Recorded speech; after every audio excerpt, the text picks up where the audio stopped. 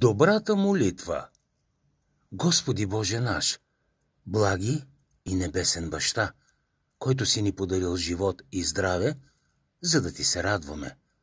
Молим ти се, изпроводи ни духа си, да ни пази и закриля от всяко зло и лукаво помишление.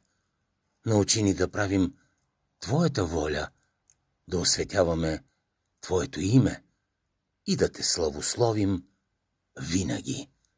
Осветявай духа ни, просвещавай сърцето и ума ни, да пазим Твоите заповеди и повеления.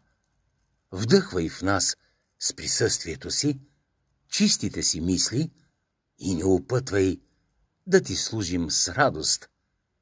Живота си, който посвещаваме на Тебе, за доброто на нашите брати и ближни, Ти благославяй.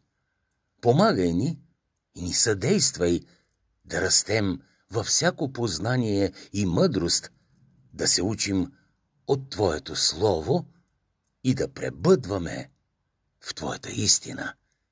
Ръководи ни във всичко, което мислим и вършим за Твоето име, да е за успеха на царството Ти на земята. Храни душите ни с небесния си хляб, укрепявай ни със силата си, за да успяваме в живота си.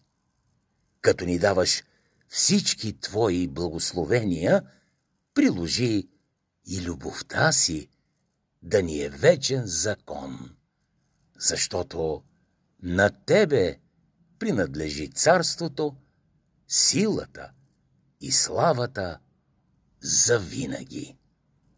Амин.